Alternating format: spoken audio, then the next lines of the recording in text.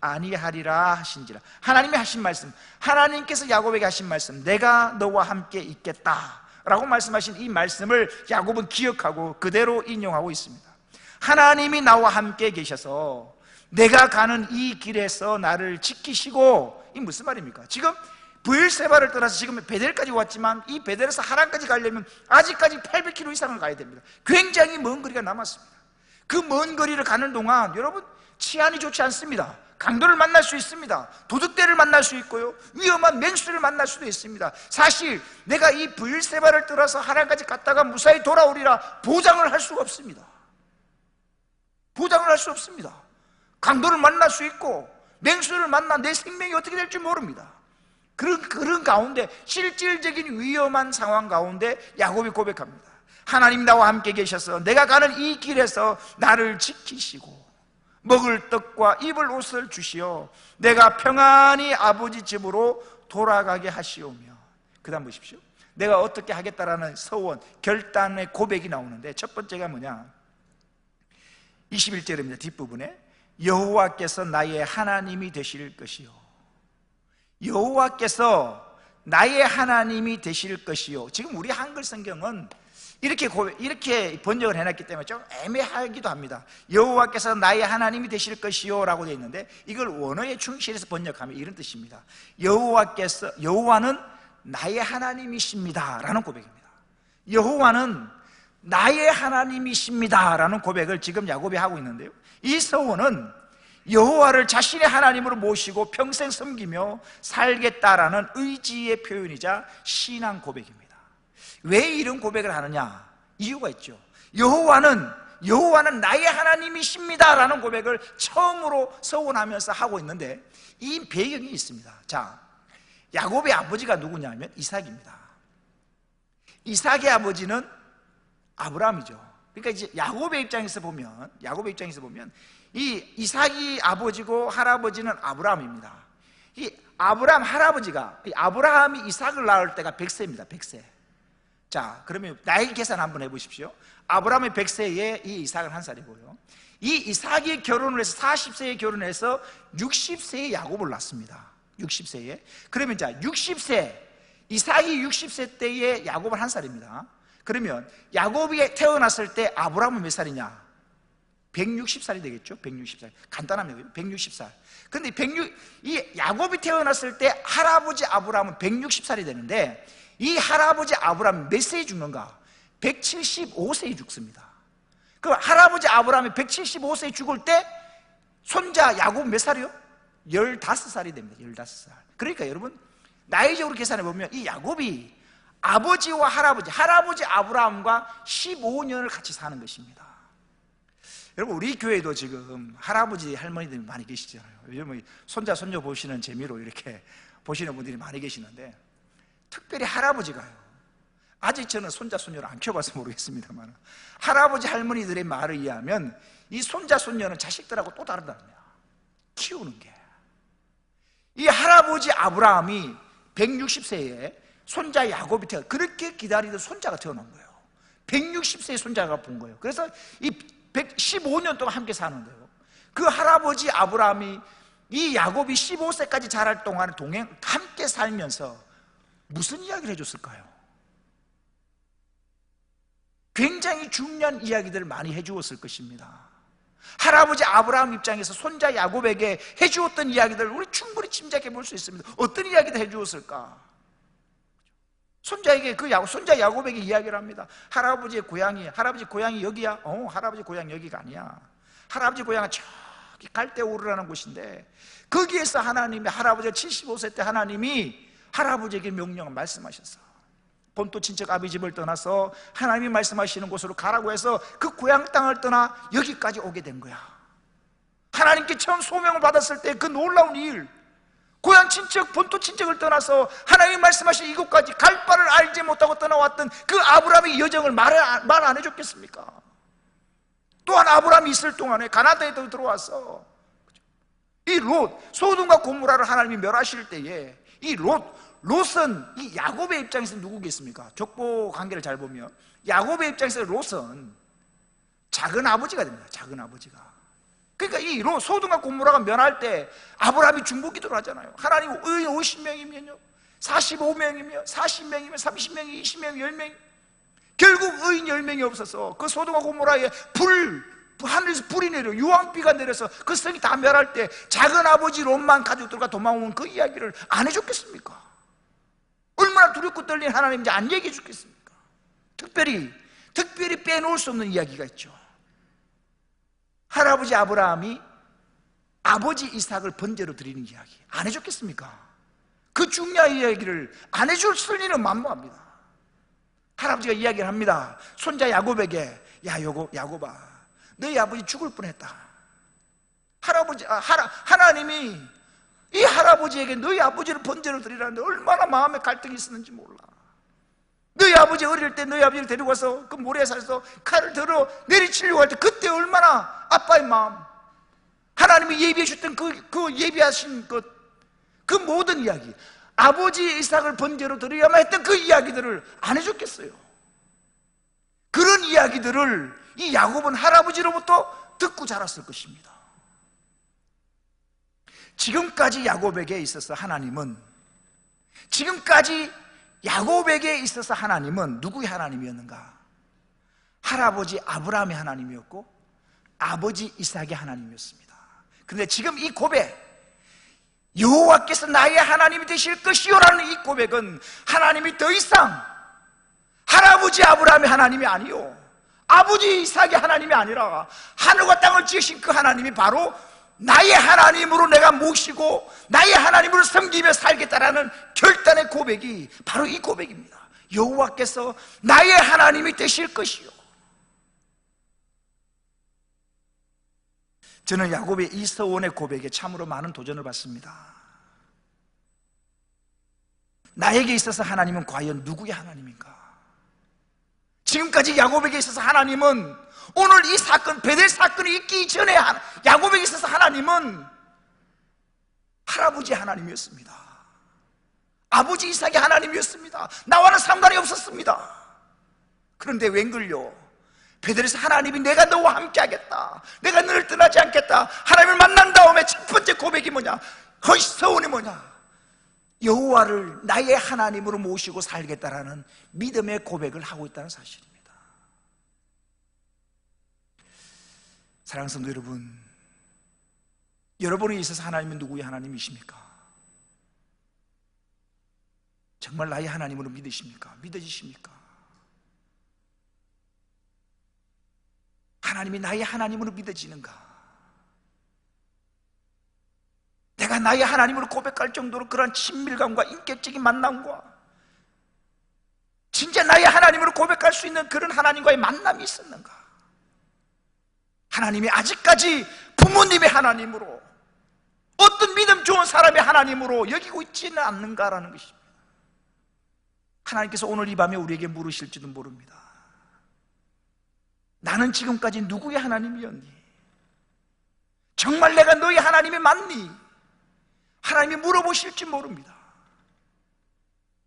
시편을 보면 가장 많은 시를 지은 사람, 저자가 다윗인데요, 다윗의 시를 보면 독특한, 하나님을 향하여 독특한 표현이 있습니다. 어쩌면 다윗이 하고 있는 고백 중에 이런 고백을 합니다. 시편에 보면 하나님을 향하여 내 하나님이여, 내 하나님이여, 나의 하나님이여 라는 고백을 굉장히 많이 하고 있습니다. 한번 볼까요? 시편 4편 1절을 보십시오. 다윗은, 이 다윗의 시입니다. 이렇게 고백합니다. 내 의의 하나님이여. 하나님 다른 누군가의 하나님이 아니라 다윗은 이렇게 고백합니다. 내 의의 하나님이여, 내가 부를 때에 응답하소서. 곤란 중에 나를 너그럽게 하셨사오니 내게 은혜를 베푸사 나의 기도를 들으소서. 7편 1절에 다윗은 이렇게 고백합니다. 여호와 내 하나님이여, 여호와 내 하나님이여, 내가 죽게 피하오니 나를 쫓아오는 모든 자들에게서 나를 구원하소서. 우리가 잘 아는 고백 18편 1절에 다윗은 또한 이렇게 고백합니다. 보십시오. 나의 힘이신 여호와여, 나의 힘이신 여호와여, 내가 주를 사랑하나이다. 2절을 이렇게 고백합니다. 여호와는 나의 반석이시오, 나의 요새시오, 나를 건지시는 이시오, 나의 하나님이시오, 내가 그 안에 피할 나의 바위시요 나의 방패시요 나의 구원의 뿌리시요 나의 산성이시로다. 다윗의 고백입니다. 하나님, 다른 누군가의 하나님이 아니라 다윗은 분명히 고백합니다. 그 하나님이 나의 하나님인 것을 고백하고 있다는 사실입니다. 사랑하는 성도 여러분, 하늘과 땅을 만드신 전능하신 하나님, 야곱이 도망가는 길에 함께 하시겠다고 약속하셨던 그 하나님이 오늘 나의 하나님이 되심을 경험해 보실 수 있기를 주의 이름으로 축원합니다. 이 야곱의 고백이 저의 신앙을 바꿔놓았습니다. 제가 몇 번 말씀 중에 전했던 기억이 있습니다. 저도 거의 모태신앙 가까이, 어릴 적부터 부모님이 교회 다니셨기 때문에 어릴 적부터 교회를 다녔습니다. 거의 모태신앙에 가깝습니다. 저희 아버님이 철두철미한 불교 신자였고 미신을 좋아했던 분이고 집안에 온갖 부적과 신주단지를 모시고 살았던 집안이 저희 집안이었습니다. 저희 아버님이 거의 불치병 가운데 하나님을 기적적으로 하나님이 고쳐주시는 것을 경험함으로 말미암아 집안에 있는 모든 우상들을 다 버리고 한 날 한시에 하나님을 믿게 되는 기적이 일어난 것입니다. 그것이 제가 어릴 적입니다. 그래서 어릴 적부터 부모님 따라 교회를 다녔습니다. 교회 한 번도 빠져본 적이 없습니다. 새생명 전도 축제 이런 전도 대회 하면 1등을 놓쳐본 적이 없습니다. 성경 암송 대회 1등을 놓쳐본 적이 없습니다. 모든 주일날 예배, 모든 행사 적극적으로 했고 한 번도 주일을 범해 본 적이 없고 교회에서 하는 행사 모든 걸 다 앞장서서 했습니다. 그런데 대학 때의 일입니다. 대학 때 이런 생각이 드는 겁니다.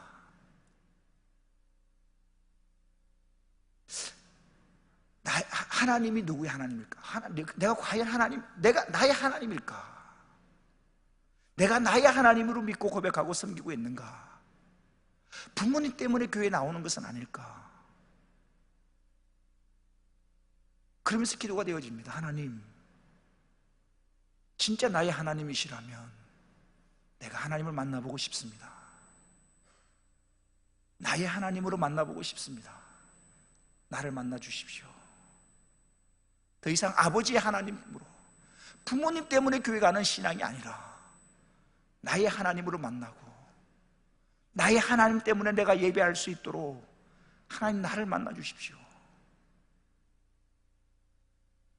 간절히 기도했던 것이 기억이 납니다. 성도님들은 자녀들에게 유산으로 무엇을 물려주기를 원하십니까? 많은 물질을 유산으로 물려주기를 원하십니까? 그렇다면 정말 돈을 많이 벌어야 할 것입니다. 또는 자녀들에게 명예와 권력을 유산으로 물려주기를 원하십니까? 그렇다면 부모된 여러분들이 더 출세하셔야 됩니다. 더 높은 직위에 오르셔야 그것을 물려줄 수가 있습니다. 그런데요, 이 세상의 것은 언젠가는 없어지고 사라질 것들입니다. 자녀들에게 사라지고 없어질 이 세상 것이 아니라 영원한 하늘의 것, 또한 믿음을 유산으로 물려주기를 원하십니까? 그렇다면 내 자녀들에게 믿음이라는 것을 유산으로 물려주기를 원한다면 부모된 우리들이 먼저 하나님을 경험함이 반드시 필요합니다. 내가 개인적으로 하나님을 만나본 경험이 없이 아이들에게 하나님을 전할 수 없습니다. 지금 우리 한국 축구가 굉장히 결혼하고 손자 손녀를 놓으면 저는 그 아이들에게 해줄 이야기가 있습니다. 많이 손자 손녀들이 할아버지 한국 축구가 어쩌고 저쩌고 하면 저는 2002년 월드컵 얘기를 저는 해줄 수 있습니다.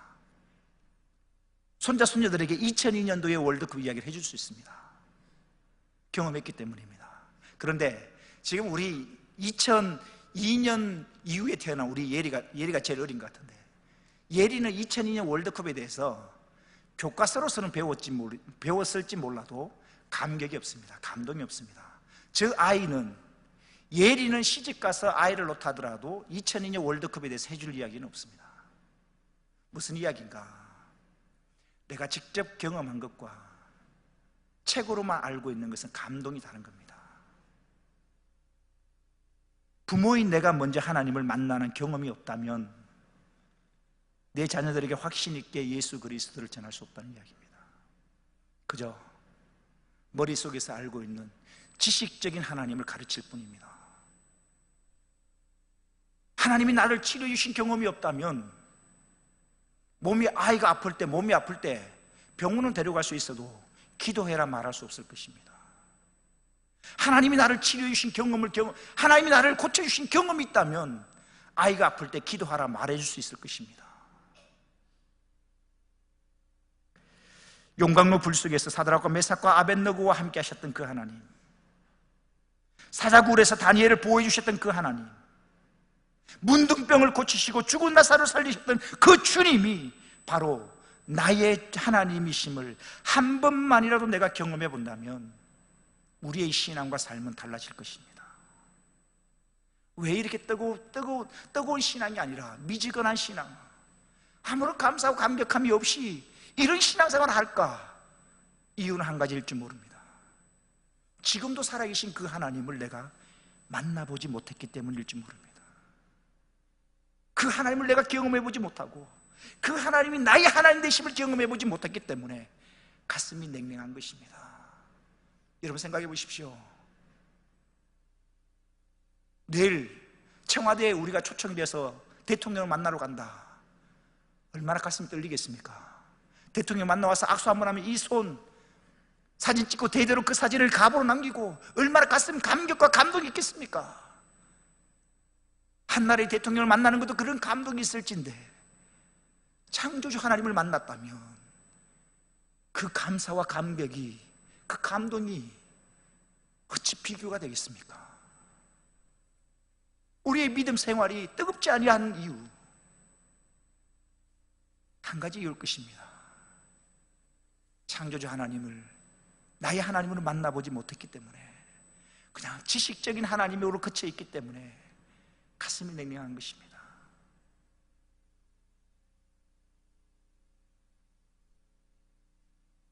하나님의 전능하심과 살아계심을 체험하는 경험은 일평생 살아가면서 어쩌면 한두 번 경험하기도 어려울지도 모릅니다. 하지만 반드시 필요합니다. 가나안 정복 전쟁 중에 여러분 여리고성을 정복할 때와 다른 성을 정복할 때에 큰 차이점이 있습니다.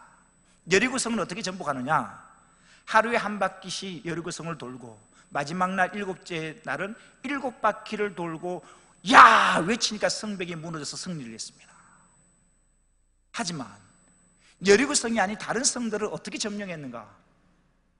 야! 이렇게 외치거나 빙빙빙 돌고 외친 게 아닙니다.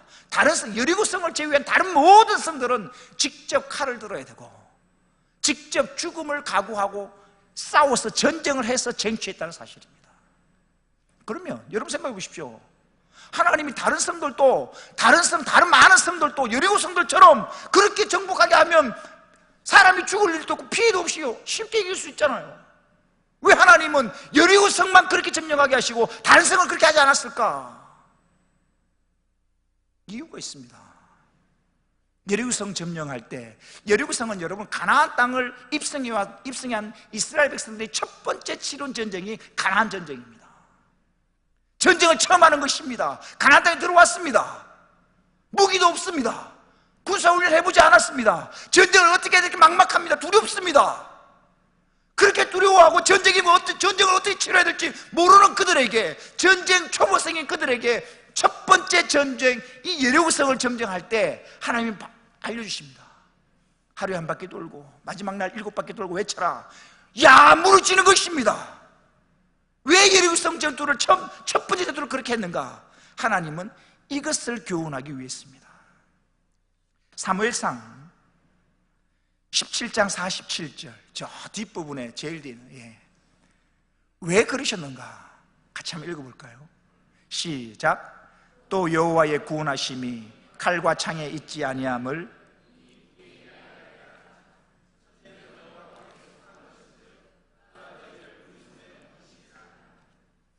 다시 한번 보십시오.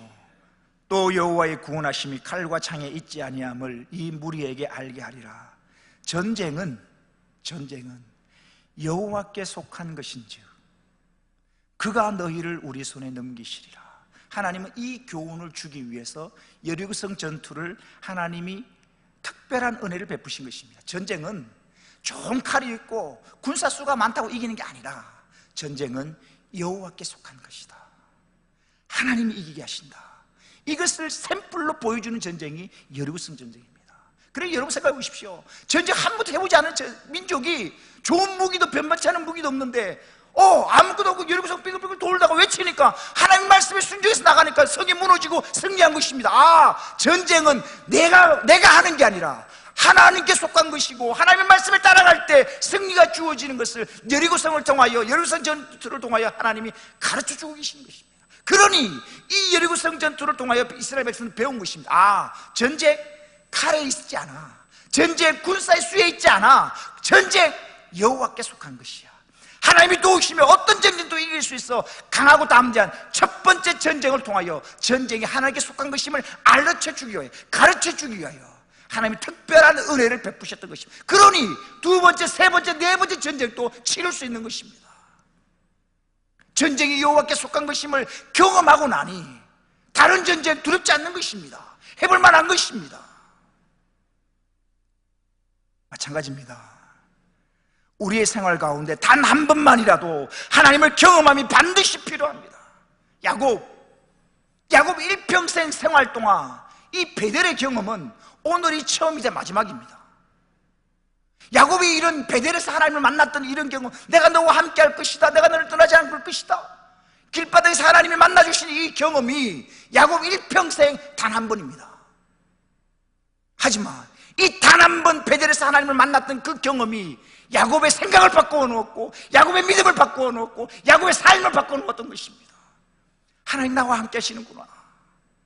아무도 없는 줄 알았는데 하나님이 그 허벌판에서 내가 너와 함께 하겠다 약속하신 그 하나님, 그 하나님을 만났던 그 경험이 일평생 야곱을 붙들어 주었던 것입니다. 하나님을 만나는 경험 날마다 할 수 없을 것입니다. 평생 한 번 있을까 말까 할 것입니다. 하지만 하나님과의 인격적인 만남을 반드시 사모하십시오. 그 하나님, 한 번 만났던 그 하나님이 일평생 나의 신앙을 이끌어갈 것이고 일평생 나를 인도할 것입니다.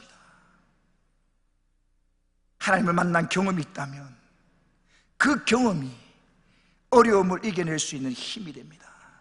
즉, 어제 도우셨던 하나님이 오늘 나의 이 문제도 도우실 수 있다라는 확신이 되는 것입니다. 인생에 있어서 가장 위대한 만남은 창조주 하나님과의 만남입니다. 오늘 이 밤에 하나님을 나의 하나님으로 고백할 수 있는 이 시간 되어지기를 주의 이름으로 축원합니다. 다시 오늘 본문 21절을 보십시오.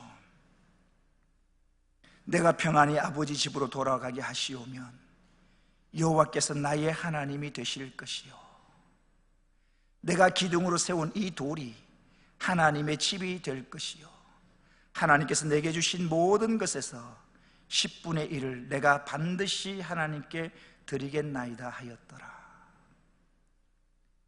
22절에도 보면 이제 야곱이 하나님을 만나고 난 다음에 생각이 바뀝니다. 어떤 생각이 바뀌는가 보십시오. 다시 22절에 보시면 내가 기둥으로 세운 이 돌이 하나님의 집이 될 것이다. 하나님 집, 그죠? 하나님 집이 될 것이요. 그 다음 보십시오. 하나님께서 내게 주신 모든 것에서 10분의 1을 내가 반드시 하나님께 드리겠다. 여기서 놀라운 야곱의 신앙과 고백이 나타납니다. 지금 현재의 야곱은 빈털털입니다. 아무것도 없습니다. 맨몸으로 도망가는 입장에 있습니다. 그런데 앞으로, 지금 내가 빈털털인데 앞으로 내가 가지게 되는 그 모든 것들이 내가 애써서 땀 흘려 수고하여 얻은 게 아니라 이 빈털털이 내 인생이 앞으로 갖게 되는 그 모든 것들은 누가 준 것이냐? 야곱은 분명히 고백합니다. 다시 22절을 보시면 하나님께서 내게 주신, 이게 중요한 겁니다. 빈털털이 이 인생에게 앞으로 내가 갖게 되는 그 모든 것들은 하나님께서 내게 주신 것이라는 믿음의 고백을 하는 것입니다. 하나님께서 내게 주신 모든 것에서, 내가 가진 모든 것, 내가 지금 이 빈털털이 인생 나에게 지금 내가 갖게 되는, 나중에 갖게 되는 그 모든 것들 다 하나님이 주신 것입니다라는 고백인 것입니다. 그러니 이런 고백을 합니다. 하나님께서 내게 주신 모든 것에서 10분의 1을 내가 반드시 하나님께 드리겠나이다. 야곱은 분명히 고백합니다. 빈털터리 인생, 도망가는 자에게 앞으로 생기는 그 모든 것들은 내가 수고하고 노력하여 얻은 게 아니라 하나님이 내게 주신 것임을 분명히 고백하고 있습니다. 우리네 인생도 마찬가지입니다. 우리들 이 땅에 올 때 뭔가 가지고 나온 사람이 있습니까? 아무것도 가지고 온 사람이 없습니다. 우리도 맨몸으로 이 땅에 온 인생입니다. 내가 먹고 마시고 내가 가졌다, 내 것이라고 생각하는 그 모든 것들, 야곱의 고백처럼 하나님이 우리에게 주신 것인 줄로 믿습니다. 신명기 8장 10절에 이런 고백이 있습니다.